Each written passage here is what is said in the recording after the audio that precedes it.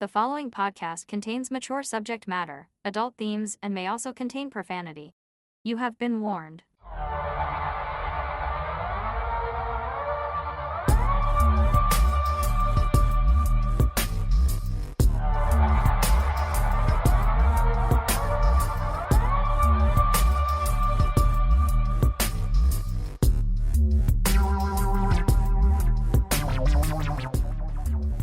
Hello, Absurdians. Hello. Welcome back to the show. I hope you're all doing real well, and it is a true joy to have you with us today. I say us, but it's just me, yours truly, Rod. Mel is not here. She is, if not today, very soon winging her way off to Newfoundland. I said it like that for her benefit. Proper pronunciation, of course, is Newfoundland. That is where her parents are. So she is going out to visit them and the rest of her family. Not the rest, but other members of her family. Yeah. Not going to regale you with what I did on the weekend because there really wasn't much of anything. So who cares? A little bit of business. I want to thank my nephew Ryan, who is at present in Scotland. For those of you who follow us on our socials, you may have seen a photo wherein one of our show stickers was affixed to a lamppost in Edinburgh. Edinburgh is a wonderful city. I have not been there for about 20 years, but I was there a couple of times, and I can attest to its wonderfulness. And if you ever have the opportunity to visit, I strongly encourage you to do so. I have 3 stories today.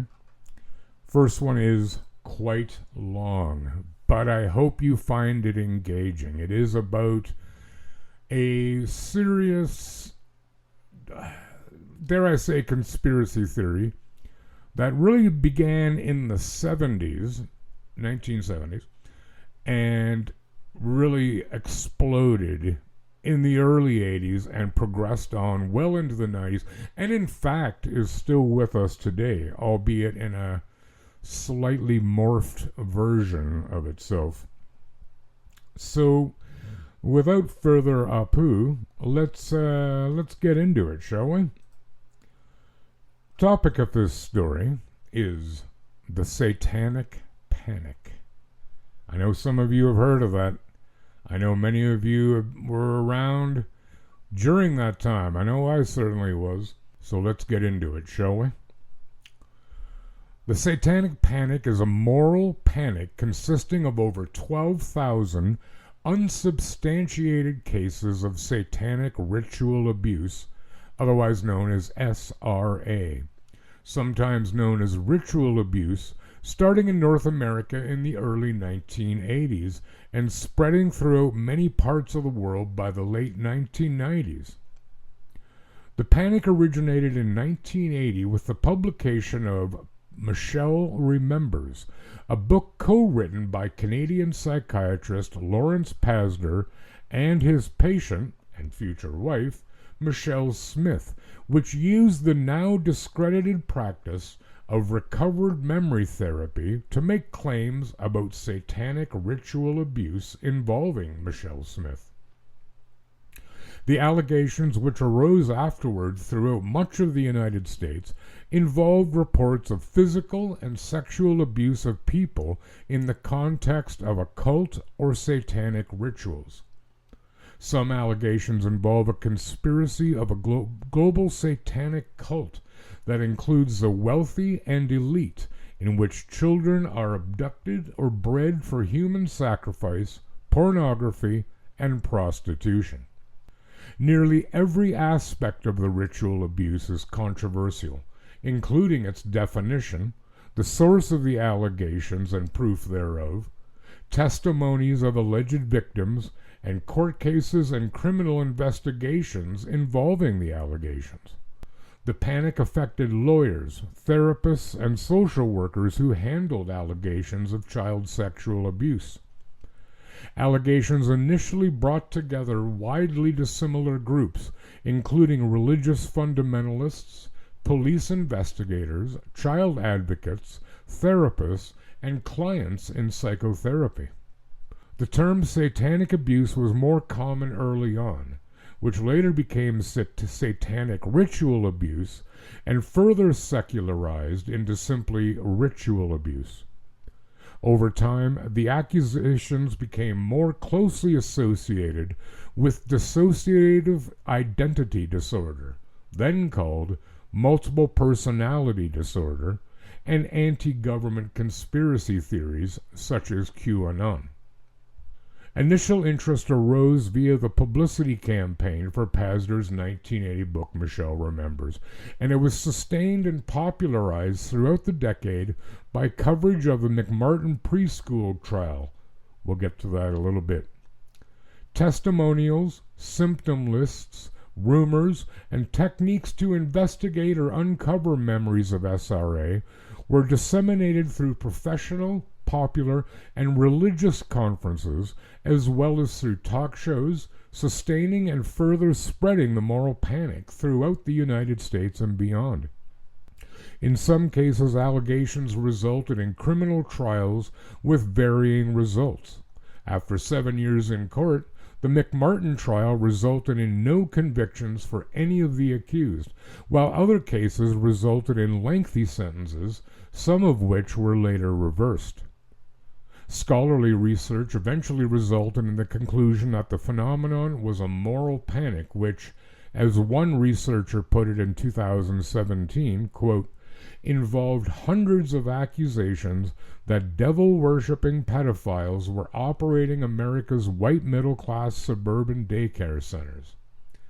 A 1994 article in the New York Times stated that, quote, of the more than 12,000 documented accusations nationwide, investigating police were not able to substantiate any allegations of organized cult abuse. Now, where did this all start? What did it all begin with? Well, among the explanations of why the panic occurred when it did, or took the shape that it did, they include 3 films that opened and ran near the beginning of the panic pertained to Satanism, namely Rosemary's Baby in 1968, great movie, The Exorcist, 1973, fantastic movie, and The Omen in 1976. I have seen that, but not for a very long time, and it's actually on my watch list to see again soon. According to scholar Joseph Laycock, patients hypnotized by therapists to recover memories of SRA often seem to be recalling scenes from these films. Another origin is the reaction against the surge of new religious movements in the 1960s, due to both the immigration reform allowing missionaries for Asian religions, as well as new religions, including the Church of Satan, arising from the counterculture of the baby boomer generation, sometimes called the cult wars or cult scare. I'd like to point out here too that Church of Satan, Satanists if you will, do not believe in Satan. They don't believe he exists. They certainly do not worship Satan. Satan is a Judeo-Christian entity. Satanists are atheists. I don't know why they well, I do have an idea as to why they chose the Satan as their central figure. It's because he was a rebel, because he went against authority. Beyond that, they put nothing into Satanism regarding Satan. Another facet of the origin was the Tate LaBianca murders committed by cult members in the Manson family, which consisted of mostly lonely teenagers from broken homes. And lastly, Mike Warnick's best-selling 1972 memoir, The Satan Seller, in which he claimed to have led a group of 1,500 Satanists that engaged in rape and human sacrifice before he converted to evangelical Christianity. The book was praised by Moody Monthly and the Christian Century. 2 decades later, the book was debunked by an evangelical magazine called Cornerstone. Now, there is early history to all this. Let's have a quick look at that, shall we? Blood libel accusations against Jews are considered historical precursors of the modern moral panic. Allegations of horrific acts by outside groups, including cannibalism, child murder, torture, and incestuous orgies, can place minorities in the role of the other or outsider, as well as create a scapegoat for complex problems in times of social disruption. The Satanic ritual abuse panic repeated many of the features of historical moral panics and conspiracy theories, such as the blood libel against Jews by Appian in the 30s current era. The wild rumors that led to the persecution of early Christians in the Roman Empire, later allegations of Jewish rituals involving the cannibalism of Christian babies and desecration of the Eucharist, and the witch hunts of the 16th and 17th centuries. Torture and imprisonment were used by authority figures in order to coerce confessions from alleged Satanists, confessions that were later used to justify their executions.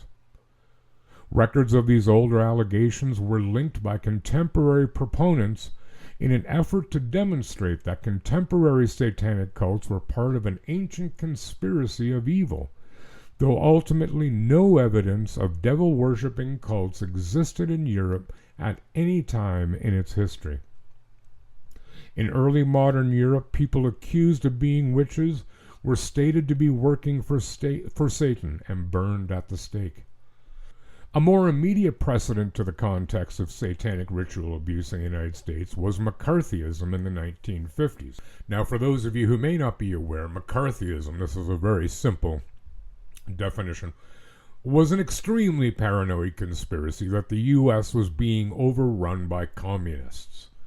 This probably began decades before the war, probably after the Russian Revolution and the beginning of the Soviet Union, but it exists today. Look how many people on the right, that is the right wing, will use the word communist as if it's an insult. And given their use of the word in the contexts that they present, they clearly know nothing as to what communism actually is.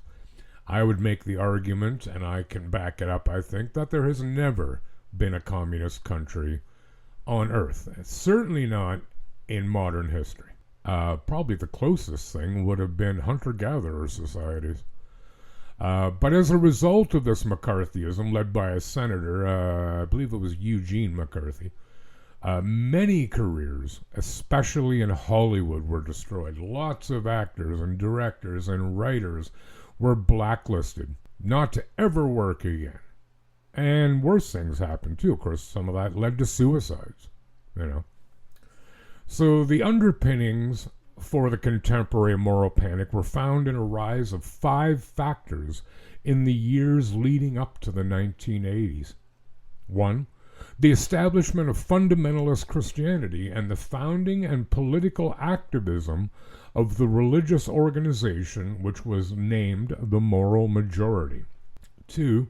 The rise of the anti-cult movement, which accused abusive cults of kidnapping and brainwashing children and teens. 3. The appearance of the Church of Satan and other explicitly satanic groups, which added a kernel of truth to the existence of satanic cults. 4. The development of the social work or child protection field, and its struggle to have child sexual abuse recognized as a social problem and a serious crime. And lastly, the popularization of post-traumatic stress disorder, repressed memory, and the corresponding survivor movement. Now, the last one's a good thing. Well, the last 2 are good things. Child protection should happen. Social work should happen. Child sexual abuse is repugnant and obscene and should be looked at. But these were considered sometimes invasive to the family unit. It wasn't meaning that people who opposed them were pro-child sexual abuse, but keep the government out. You don't snoop in our affairs. I'm not sure why I put that accent on it, but I think it works. And, the diagnosis of PTSD is also really good. It used to be called shell shock, for God's sakes. Now we understand it a little better, and we recognize the rights and the importance of survivors. Now, Michelle Remembers, the book I mentioned earlier, now discredited, was written in the form of an autobiography, presenting the first modern claim that child abuse was linked to satanic rituals. According to the memoir, at the age of 5, Michelle was tortured by her mother for days in, quote, elaborate satanic rituals. As the torture reached a climax, a portal to hell opened, and Satan himself appeared, only to be driven away by the Virgin Mary and Archangel Michael. Explanations for lack of any evidence of abuse on Michelle's body were that it had been miraculously removed by St. Mary. Not explained was testimony from Michelle's father and 2 sisters contradicting the memoir, as well as a yearbook photo taken in November 1955 showing Michelle attending school and appearing healthy, when, according to Pazder's book, Michelle spent that month imprisoned in a basement. Pazder was also responsible for coining the term ritual abuse. Michelle Remembers provided a model for numerous allegations of SRA that ensued later in the same decade. On the basis of the book's success, Pazder developed a high media profile, gave lectures and training on SRA to law enforcement, and by September 1990 had acted as a consultant on more than 1,000 satanic ritual abuse cases, including the McMartin preschool trial, which we will get to. Prosecutors used Michelle Remembers as a guide when preparing cases against alleged Satanists. Michelle Remembers, along with other accounts portrayed as survivor stories, are suspected to have influenced later allegations of SRA, and the book has been suggested as a causal factor in the later epidemic of SRA allegations. The early 1980s, during the implementation of mandatory reporting laws, saw a large increase in child protection investigations in Canada, United States, United Kingdom, and other developed countries, along with a heightened public awareness of child abuse. The investigation of incest allegations in California was also changed, with cases led by social workers who used leading and coercive interviewing techniques that had been avoided by police investigators. Such changes in the prosecution of cases of alleged incest resulted in an increase in confessions by fathers in exchange for plea bargains. So what that means is, certainly some of these men, some of these fathers were guilty, no question, but these improper interviewing techniques put these men in a situation where they had no choice, guilty or not, especially not, to take a plea bargain. It was the only option, which means a number of these men were innocent, yet still charged, convicted, and imprisoned. Shortly thereafter, some children in child protection cases began making allegations of horrific physical and sexual abuse by caregivers within organized rituals, claiming sexual abuse in satanic rituals and the use of satanic symbols. These cases garnered the label satanic ritual abuse, both in the media and among professionals. Childhood memories of similar abuse began to appear in the psychotherapy sessions of adults. In 1983, charges were laid in the McMartin preschool trial, a major case in California which received attention throughout the United States and contained allegations of satanic ritual abuse. The case caused tremendous polarization in how to interpret the available evidence. Shortly afterward, more than 100 preschools across the country became the subject of similar sensationalist allegations, which were eagerly and uncritically reported by the press. Throughout the McMartin trial, media coverage of the defendants, Peggy McMartin and Ray Buckey, was unrelentingly negative, focusing only on statements by the prosecution. Michelle Smith and other alleged survivors met with parents involved in the trial, and it is believed that they influenced testimony against the accused. Key McFarland, a social worker employed by the Children's Institute International, developed a new way to interrogate children with anatomically correct dolls and used them in an effort to assist disclosures of abuse with the McMartin children. After asking the children to point to the places on the dolls where they had allegedly been touched and asking leading questions, McFarland diagnosed sexual abuse in virtually all the McMartin children.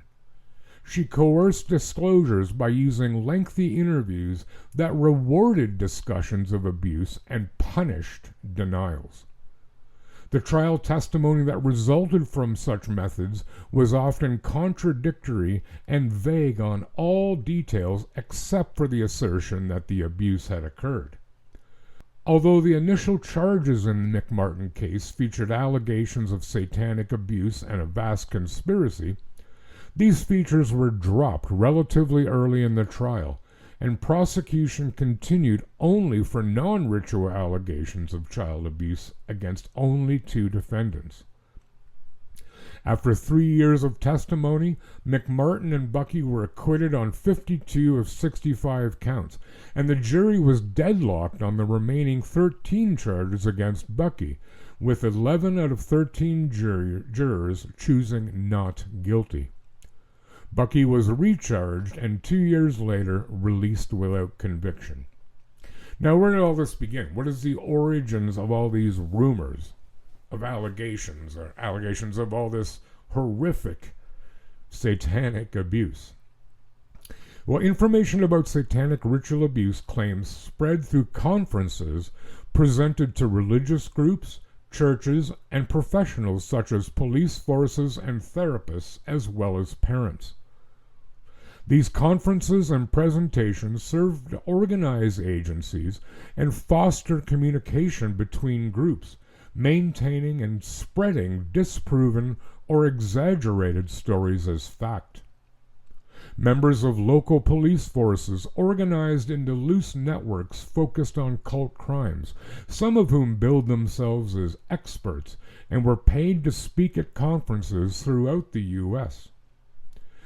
Religious revivalists also took advantage of the rumors and preached about the dangers of Satanism to youth and presented themselves at paid engagements as secular experts.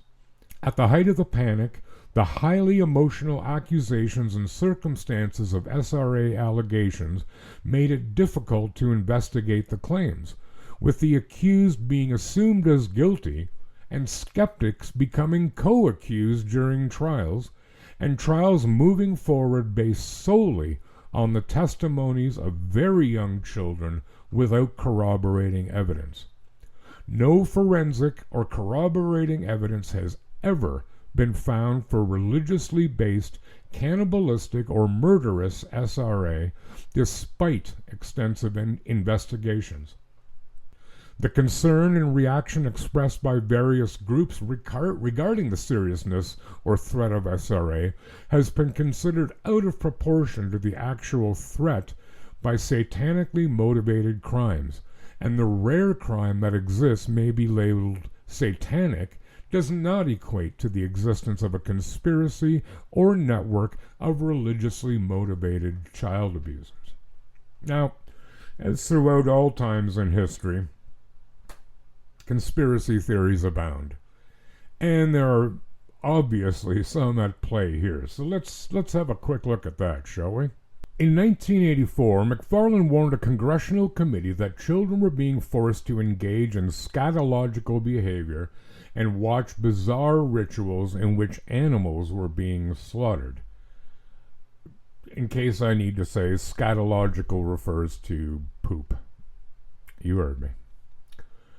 Shortly after, the United States Congress doubled its budget for child protection programs.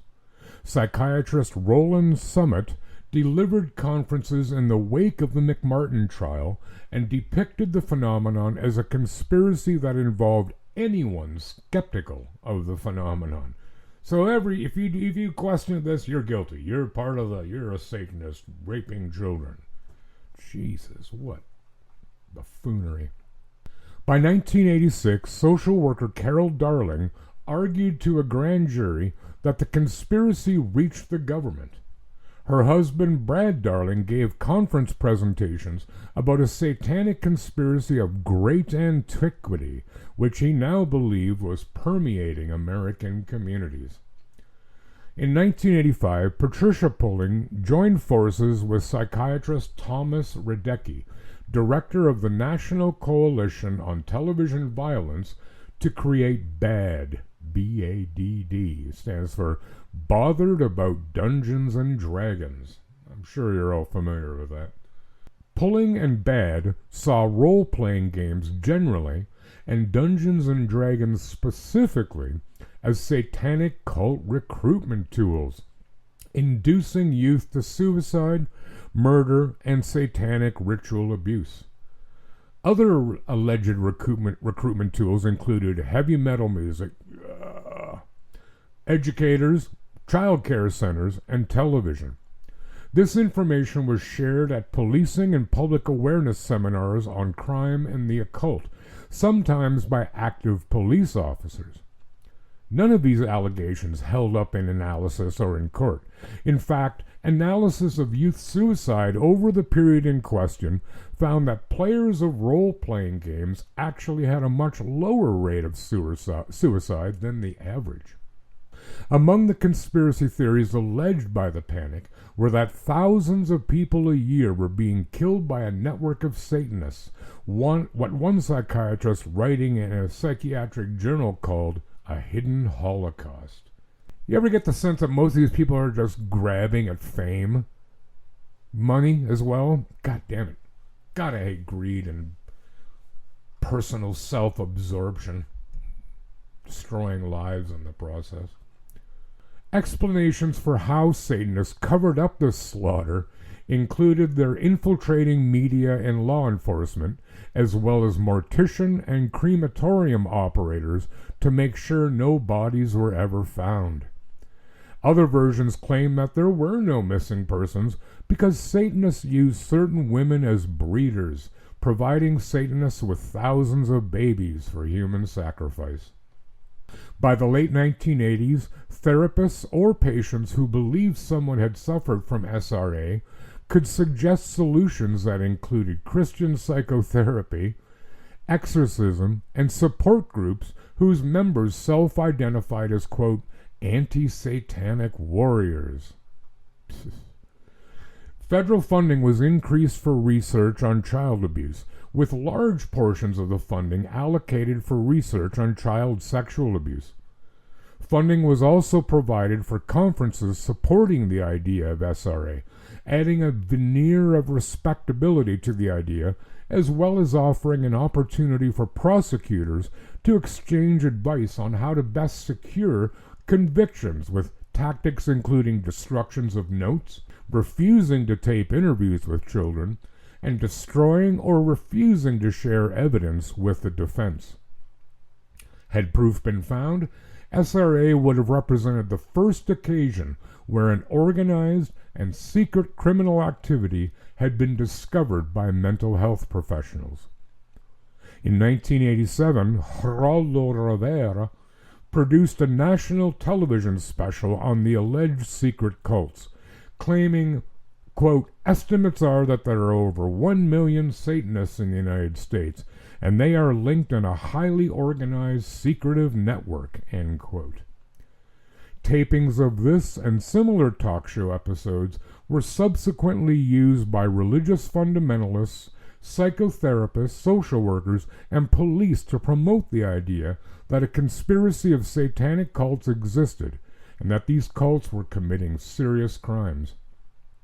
In the 1990s, psychologist D. Corydon Hammond published a detailed theory of ritual abuse drawn from hypnotherapy sessions with his patients, alleging they were victims of a worldwide conspiracy of organized, secretive clandestine cells who used torture, mind control, and ritual abuse to create alternate personalities that could be activated with code words. The victims were allegedly trained as assassins, prostitutes, drug traffickers, and child sex workers to create child pornography. Hammond claimed his patients had revealed the conspiracy was masterminded by a Jewish doctor in Nazi Germany, but who now worked for, of course, the Central Intelligence Agency, with a goal of worldwide domination by a satanic cult. The cult was allegedly composed of respectable, powerful members of society who used the funds generated to further their agenda. Missing memories among the victims and absence of evidence was cited as evidence of the power and effectiveness of this cult in furthering its agenda. So the lack of evidence was evidence. Hard to wait a little on that one. Hammond's claims gained considerable attention due in part to his prominence in the field of hypnosis and psychotherapy. But, Rod, you say, surely there must have been some evidence of this ritual abuse, this satanic ritual abuse. Well, let's just see. How about that, okay? The National Center on Child Abuse and Neglect conducted a study led by University of California psychologist Gail Goodman, which found that among 12,000 accusations of ritual or religious-linked abuse, there was no evidence for a well-organized intergenerational satanic cult who sexually molested and tortured children, although there was convincing evidence of lone perpetrators or couples who say they are involved with Satan or use the claim to intimidate victims. One such case Goodman studied involved grandparents who had black robes, candles, and Christ on an inverted crucifix, and the children had chlamydia, a sexually transmitted disease, in their throats, according to the report by a district attorney. The evidence for SRA was primarily in the form of testimonies from children who made allegations of SRA and adults who claimed to remember abuse during childhood that may have been forgotten and recovered during therapy. With both children and adults, no corroborating evidence has been found for anything except pseudo-Satanism, in which the satanic and ritual aspects were secondary to and used as a cover for sexual abuse. Despite this lack of objective evidence, and aided by the competing definitions of what SRA actually was, proponents claimed SRA was a real phenomenon throughout the peak and during the decline of the moral panic. Despite allegations appearing in the United States, Netherlands, Sweden, New Zealand, and Australia, no material evidence has been found to corroborate allegations of organized cult-based abuse that practice human sacrifice and cannibalism. Though trauma specialists frequently claimed the allegations made by children and adults were the same, in reality the statements made by adults were more elaborate, severe, and featured more bizarre abuse. In 95% of the adult cases, the memories of the abuse were recovered during psychotherapy. Now we'll take a look at a couple of court cases. We've already talked about the McMartin preschool case, which was, to my knowledge and memory anyway, the most significant and attention-getting, media-getting case to come out of all this, but there were certainly others. Allegations of SRA have appeared throughout the world. In 1984, a large-scale investigation and prosecution of ritual abuse in Jordan, Minnesota, drew national attention for poor investigative and prosecutorial practices. A group of parents named Victims of Child Abuse Laws grew and gained political power. The testimony of children in these cases may have led to their collapse, as juries came to believe that the sources of the allegations were the use of suggestive and manipulative interviewing techniques rather than actual events. Research since that time has supported these concerns, and without the use of these techniques, it is unlikely the cases would have reached trial. In one analysis of 36 court cases involving sexual abuse of children within rituals, only 1/4 resulted in convictions, all of which had little to do with ritual sexual abuse. In a survey of more than 11,000 psychiatric and police workers throughout the U.S., conducted for the National Center on Child Abuse and Neglect, researchers investigated approximately 12,000 accusations of ritual or religious abuse between 1980 and 1990. The survey found no substantiated reports of well-organized satanic rings of people who sexually abused children, but did find incidences in which the ritualistic aspects were secondary to the abuse and were used to intimidate victims. Victor reviewed 21 court cases alleging SRA between 1983 and 1987, in which no prosecutions were obtained for ritual abuse. During the early 1980s, some courts attempted ad hoc accommodations to address the anxieties of child witness in relation to testifying before defendants. Screens or closed-circuit television technology are a common feature of child sexual assault trials today. Children in the early 80s were typically forced into direct visual contact with the accused abuser while in court. SRA allegations in the courts catalyzed a broad agenda of research into the nature of children's testimony and the reliability of their oral evidence in court. Ultimately, in SRA cases, the coercive techniques used by believing district attorneys, therapists, and police officers were critical in establishing and often resolving SRA cases. In courts, when juries were able to see recordings or transcripts of interviews with children, the alleged abusers were acquitted. The reaction by successful prosecutors spread throughout conventions and conferences on SRA was to destroy or fail to take notes of the interview in the first place. One group of researchers concluded that children usually lacked a sufficient amount of explicit knowledge of satanic ritual abuse to fabricate all of the details of an SRA claim on their own.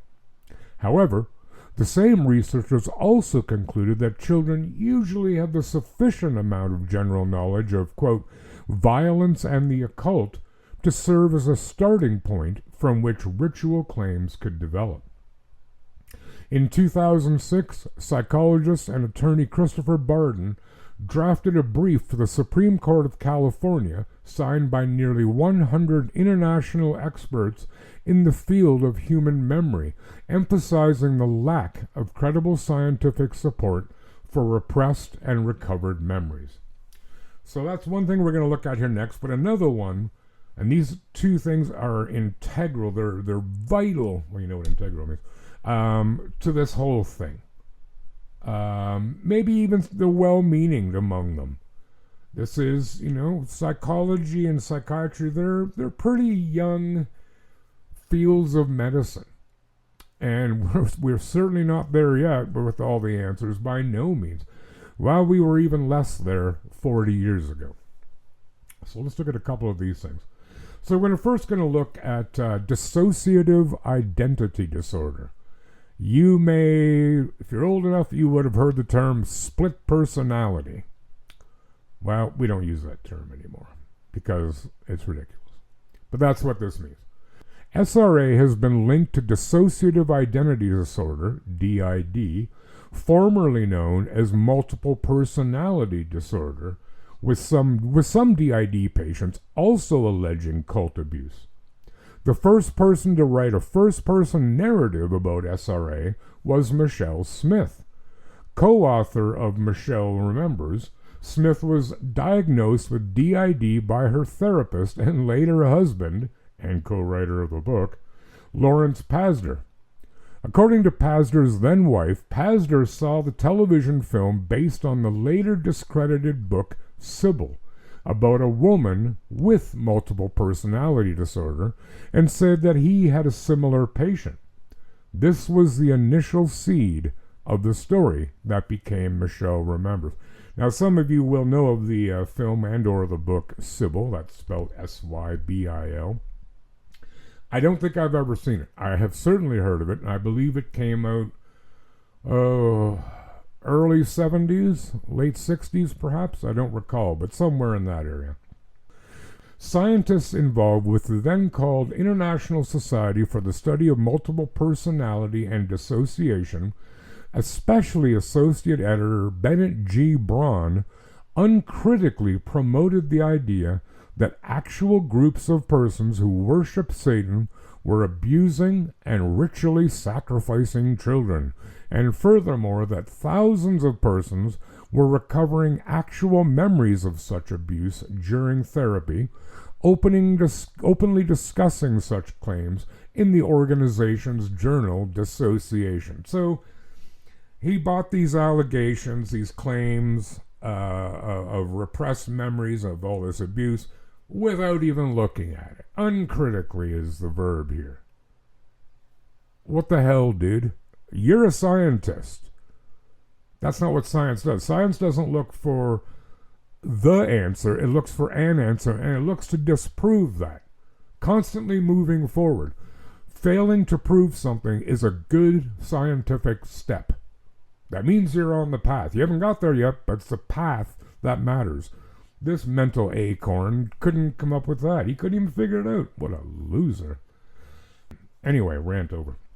In a 1989 editorial, Dissociation Editor-in-Chief Richard Kluft likened clinicians who did not speak of their patients with recovered memories of SRA to the good Germans during the Holocaust. Wow.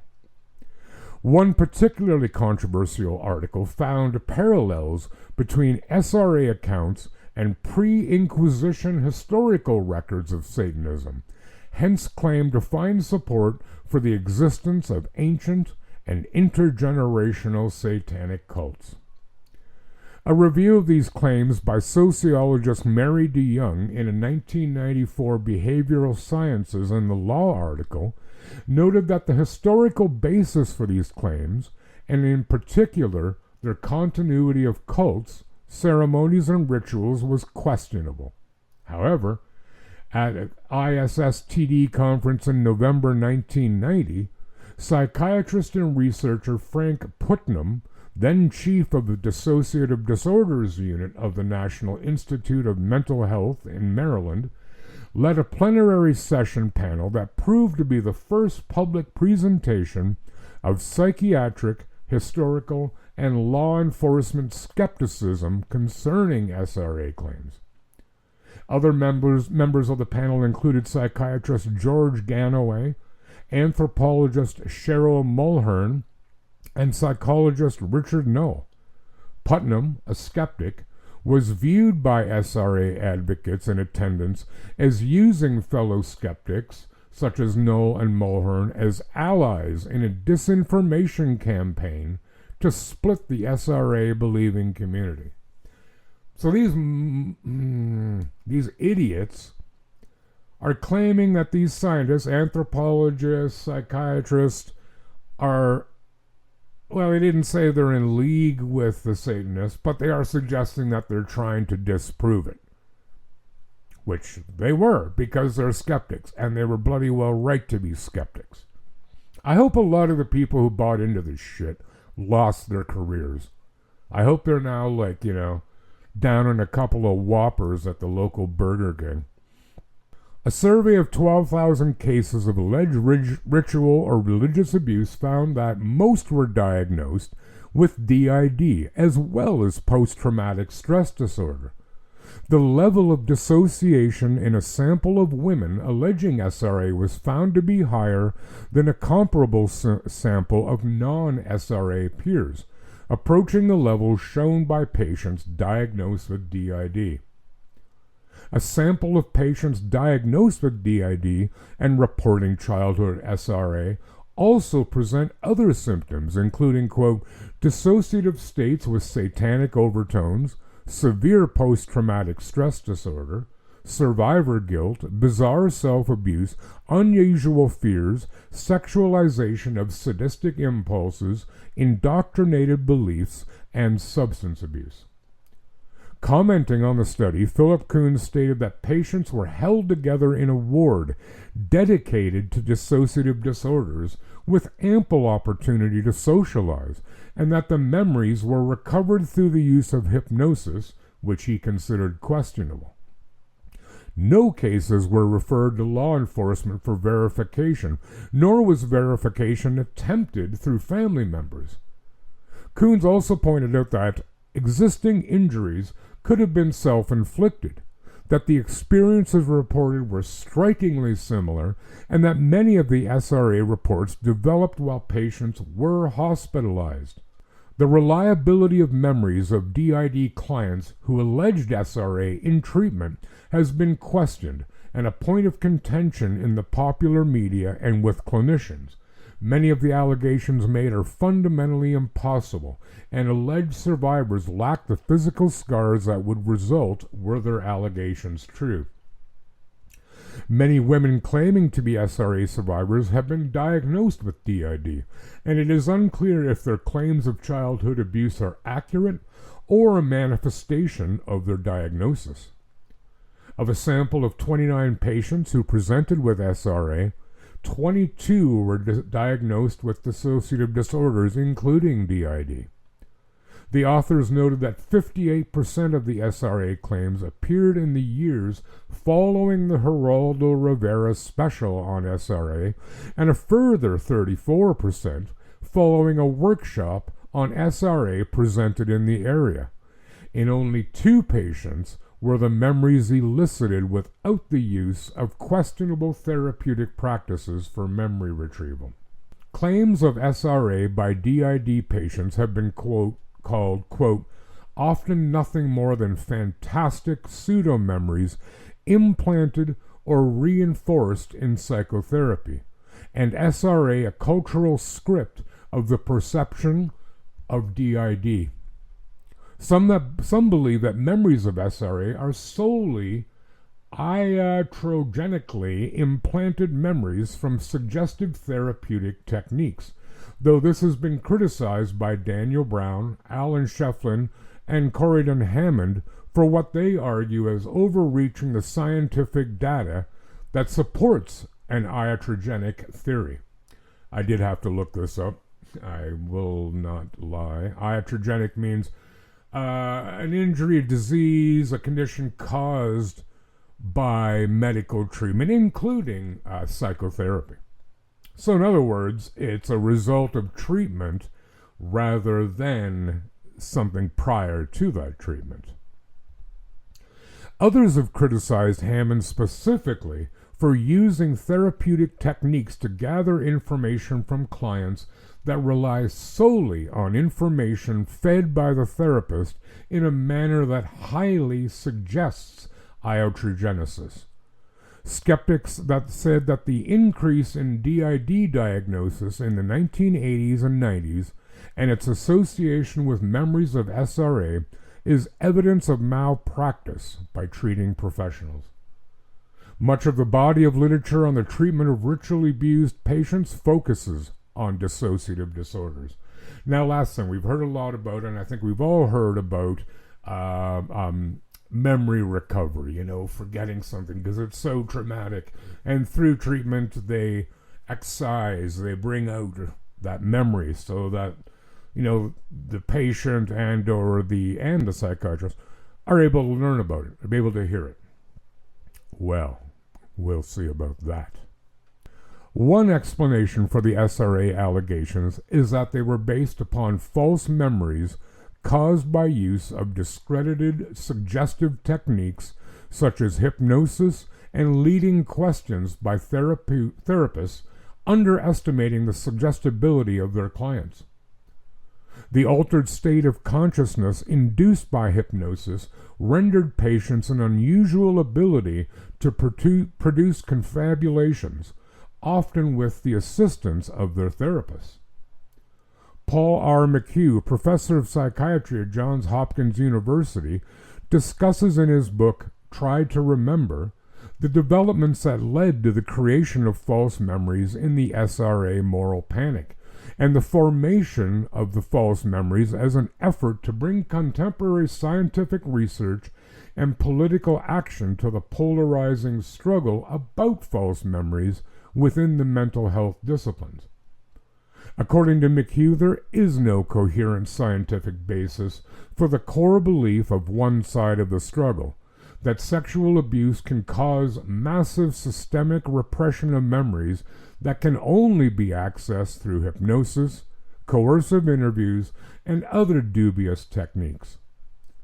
The group of psychiatrists who promoted these ideas, whom McHugh terms Mannerist Freudians, consistently followed a deductive approach to diagnosis in which the theory and causal explanation of symptoms was assumed to be childhood sexual abuse leading to dissociation, followed by a set of unproven and unreliable treatments with a strong confirmation bias that inevitably produced the allegations and causes that were assumed to be there.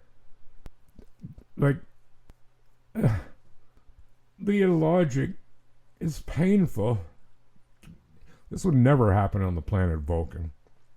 The treatment approach involved isolation. Okay, now listen to this. I'm going to start this over. This is good. This is ridiculous.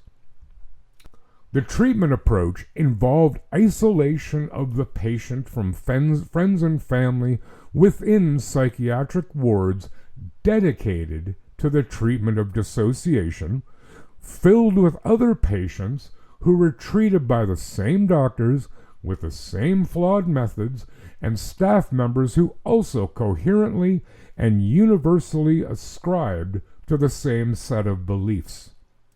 These methods began in the 1980s and continued for several years until a series of court cases and medical malpractice lawsuits resulted in hospitals failing to support the approach. So let's pause there for a second. This is like taking all the witnesses to a crime and putting in the same room for a while. Do you think they might come out with the same story? Or worse still, taking the suspects, putting them all in a room together, and letting them talk freely and get it together. Do you think they might come up with a similar story? Morons. In cases where the dissociative symptoms were ignored, the coercive treatment approach ceased, and the patients were removed from dedicated wards. Allegations of satanic rape and abuse normally ceased. Recovered memories were identified as fabrications, and conventional treatments for presenting symptoms were generally successful. So the Satanic Panic was a modern manifestation of mass hysteria not unlike the witch trials centuries before, in which people were swept up in fear and paranoia, and not unlike the witch trials, there were roots of religious fundamentalism that were at the heart of the Satanic Panic. Now, I know you've all heard of the witch trials. Estimates as to how many women, primarily women, but by no measure exclusively, lots of men too, for not confessing, for being married to a witch, for not identifying other witches, as to how many were killed, numbers vary so widely, but it's quite probably in the millions. And we like to think of ourselves in this day and age, in this modern so-called enlightened time, that nothing like this could ever happen again. Nothing like a witch trial. No. Ridiculous. Well, it happened less than 50 years ago. And in fact, it's still with us today. You may have heard people on the right in the U.S., the extreme right, the paranoid, freaked out conspiracy theory right, like QAnon and so forth, talking about how there's some insidious cabal of, pedophiles out there amongst the great elite and, the great wealthy. Well, maybe there is. Maybe there is. It's kind of ironic that the leader of the United States and, champion of all things extreme right has been, in my opinion, rightly accused and even charged with pedophilia and rape, but they don't look at him as part of the problem. But it's still with us. My point is, don't believe that because something happened 500 years ago or 400 years ago, that it can't happen again. Mass hysteria is a thing. Mass panic is a thing. Moral panic is a thing. And it doesn't take very much to incentivize that kind of thinking. Let's hope it never happens.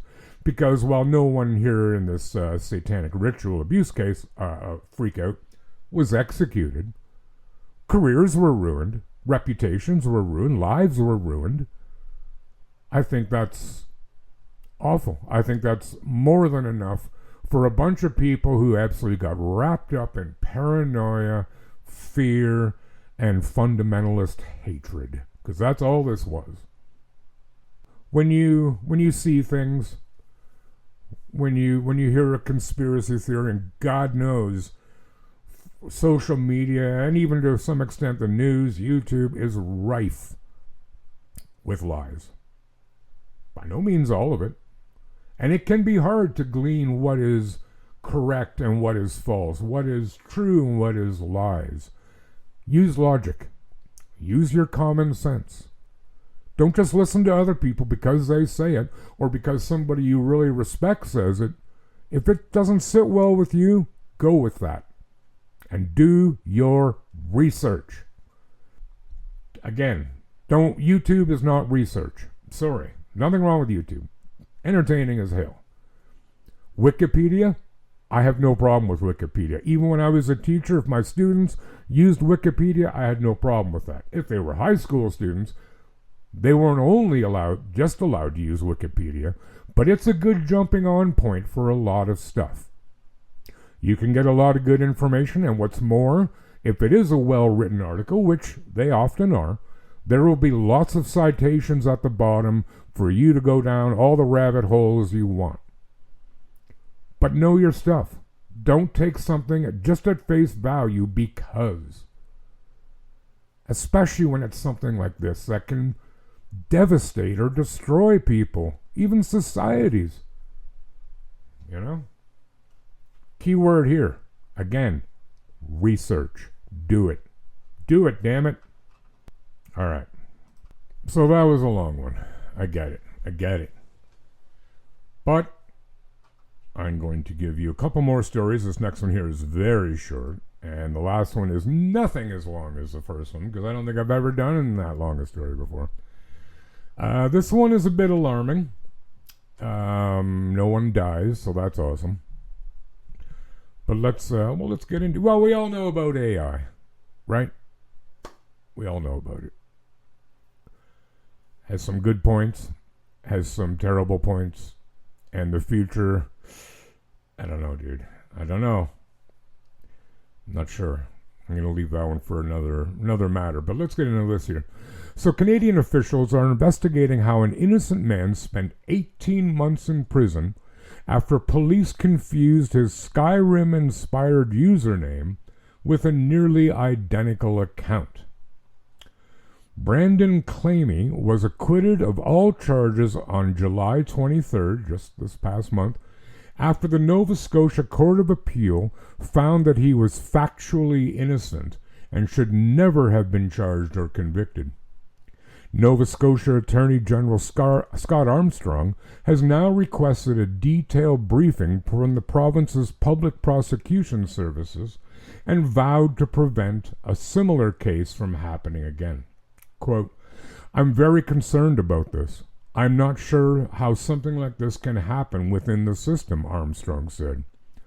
"I've asked the Public Prosecution Service to give me a specific briefing on all the steps in this case And once I have that, I want to make some decisions of what the next steps will be. The case began with an investigation into messages sent to a 12-year-old girl in Wisconsin through the Kik messaging app. The suspect used the name FUS_RO_DAH,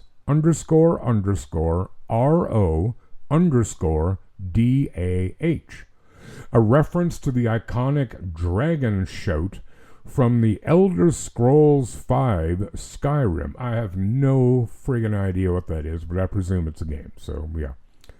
However, Wisconsin police requested information for FUS_1_RO_DAH, which had one fewer underscores and belonged to the Nova Scotia man.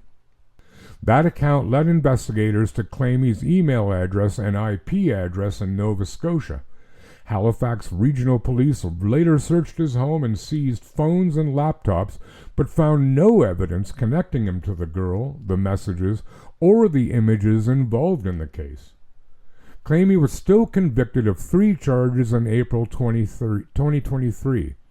He received an 18-month prison sentence in January 2024 and served the entire term. I'd be suing their dicks off. You better believe it, dude. Including the idiot in Wisconsin who's clearly illiterate. Moron.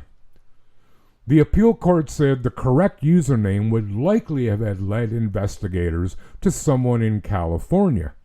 It also found that the discrepancy was available during Claimy's original trial, but somehow went unnoticed. CBC reported that Armstrong plans to examine how the error passed through police, prosecutors, defense lawyers, and the court.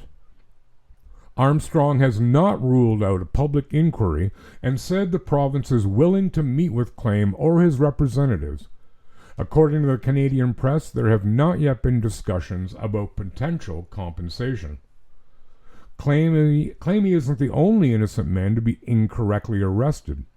Earlier this year, a man announced he was suing the city of Reno, Nevada, after he was misidentified by AI and wrongfully arrested at the Peppermill Casino. Yeah, man. Yeah. Like, can you not tell the difference between 2 underscores and 1? If this was human error, it's bullshit. If it's AI error, it's bigger bullshit because you shouldn't be using it then. God. I'm all for technology. I really am. I get sick of people who poo-poo technology. But make sure it works, especially in a case like this. This dude lost a year and a half of his life, plus whatever it cost him to fight the charges and lose, plus the criminal record, plus his reputation, plus word on the street about it. And this is not like he got a parking ticket. This is talking to an underage girl, for God's sakes. Is the press going to put it on the same front page that he's been found innocent as they did for when he was found guilty? I guarantee you not. Nobody likes good news, certainly not the media. That felt good. All right, so let's get on to the final story of this episode. It's been a long episode, eh? That first story was friggin' exhausting. But I do believe it needed being told. So we're going to go back a long way in time. Well, not that long way in time, but a fair ways. None of you were alive, probably. You would be 98 years old if you were alive at the time of this story, so I guess it's doable. So going back to March 10th, 1928, when Christine Collins gave her 9-year-old son Walter a dime so he could go see a movie. Those are the days, eh? But sadly, Walter didn't come back home. Over the next 5 months, Christine desperately waited for news about her missing son. And that summer, when police announced that they'd found him, she thought that her terrible nightmare was finally over. In fact, it was just beginning. When Christine went to pick up her son, she was shocked to find a strange boy waiting for her. But the police insisted that the child was Walter, and when Christine insisted that it was not, they began to turn against her. The Los Angeles police accused Christine of being a bad mother and a difficult woman, and had her forcibly committed to a mental hospital. Yeah, who is she to say who her son is? Obviously, the police know better. They've never met him. What can she know, silly woman? Jesus, that's not even incompetence. I got to think about a word with that. It's negligence at one. It's vicious. Before Walter Collins vanished, Christine Collins lived a quiet life in the Mount Washington neighborhood of Los Angeles. She was raising her son alone. Her ex-husband was in jail, and she worked at a telephone company. But on March 10th, 1928, 9-year-old Walter vanished. As the Los Angeles Times reports, the police conducted a massive manhunt for Walter. They dredged a local lake, collected tips, and launched a national campaign to find the missing boy. But Walter remained missing. Then, that August, a boy claiming to be Walter emerged in Illinois. As the Los Angeles Times reports, Christine Collins paid his $70 in travel fare and eagerly waited to welcome her son home. But when the boy arrived, Christine felt that something was very wrong. Quote, "I do not think that is my son," she said. Despite her hesitation, the Los Angeles police urged Christine Collins to take the boy home. They were under enormous pressure and wanted to close the case. They purportedly told Christine to, quote, "try the boy out." Overwhelmed and emotionally exhausted, Christine agreed. But as the days passed, she became more convinced than ever that the boy was not her son, Walter. After 3 weeks, she went to the police and told them so. With Walter's dental records and the testimony of her friends, Christine confronted the police and insisted that the boy they had given her was not Walter. But Police Captain J.J. Jones refused to hear it. I already hate him.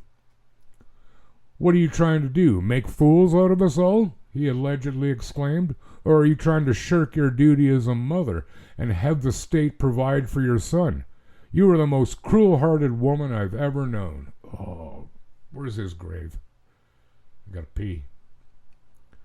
But Christine Collins refused to back down. Right on. As she later testified, Jones then told her, "You're insane and ought to be in a madhouse. You're under arrest and I'm going to send you to the psychopathic ward." Sure enough, the police had Christine forcibly committed to the Los Angeles County General Hospital's psychiatric ward under Code 12 internment, meant for someone who is deemed difficult or an inconvenience. Jesus, if that's still a thing, I got a list of people. During the 5 days that Christine Collins was in the psychiatric ward, the boy who claimed to be Walter Collins admitted that he had lied. He was not Walter. His name was actually Arthur Hutchins. As Hutchins confessed, he was 12 years old and from Iowa. After his mother died, he had run away from home to get away from his father and stepmother, hitchhiking and working odd jobs to survive. While at a cafe in Illinois, a fellow diner told him how much he looked like Walter Collins, whose image had appeared in newspapers across the country. Hutchins, primarily motivated by the idea of moving to Hollywood and meeting his favorite actor, Tom Mix, decided to impersonate the missing boy. Christine Collins was subsequently released from the hospital, and she sued the city and the Los Angeles police for false imprisonment. Though it took 2 years and 2 trials, a judge ultimately ordered that J.J. Jones, the cop at the center of this, pay Christine $10,800. Claiming to be perpetually broke, Jones never paid. Shocking. Not even a little. Meanwhile, the search for Walter Collins continued, and when the police discovered a serial killer, Gordon Stewart Northcott, who had been murdering young boys, they suggested that he'd killed Walter as well. In September 1928, Gordon Northcott was arrested while trying to flee to Canada. He was ultimately found guilty of kidnapping, molesting, and murdering 3 boys in the so-called Wineville chicken coop murders. However, he could have had as many as 20 victims. The true number of children Gordon Northcott sexually abused and murdered is still unknown. However, Christine Collins was never sure if Walter had been one of them. She certainly had reason to distrust the police, and since neither Walter's body nor his clothing or possessions were ever found at Northcott's infamous ranch in Wineville, now called Myraloma, Christine had reason to believe that Walter was still alive. As the Los Angeles Times reports, Christine even received permission to visit Northcott before he was executed. Northcott had hinted that he would tell her the truth and provide closure, but when she arrived at the prison, the serial killer refused to reveal anything at all. "I don't want to see you," he said when she arrived. "I don't know anything about it. I'm innocent." Yeah, of course you are. Though most believe that Walter was, in fact, one of Northcott's victims, one of the other boys Northcott was accused of killing later turned up alive. This gave Christine Collins a shred of hope about Walter, too. She clung on to it for the rest of her life, hoping that Walter Collins would reappear. Sadly, by the time she died in 1964, just before her 76th birthday, her son remained missing. I went off on Bad Cops last week. Not that I have any problem with doing it again, but how is that even defensible? They had no garnishing of wages last time, no seizure of assets. Christ, cops do it to criminals all the time. Above the law. Above the law. Anyway, that is the end of our episode, and that was a long one. That's got to be our longest one ever by a long shot. I'm starving, and I'm not going anywhere. So yeah, it's time to eat. Anyway, I do hope you enjoyed the show. I know it was long. I hope you liked it nonetheless. I hope you found it informative, thought-provoking, maybe even a little anger-inspiring at times. Anger's good. Gets the blood flowing. Good for the cardiovascular. Anyway, as usual, if you're listening to whatever platform you're listening to us on, Spotify, YouTube, Amazon. No, it is no Amazon anymore. Apple Podcasts. Please give us a 5-star rating, and if you have a moment, give us a review. Remember to follow us on our socials, Facebook, Instagram, Threads, occasionally TikTok, but it largely sucks. And if you have any story suggestions or have any feedback you'd like to offer, by all means, send us a DM on any of the aforementioned platforms. And story suggestions we love. We love. And we love you. I do anyway. Noah probably does too. Anyway, until next week, do take good care of yourselves and one another, please. Auf Wiedersehen.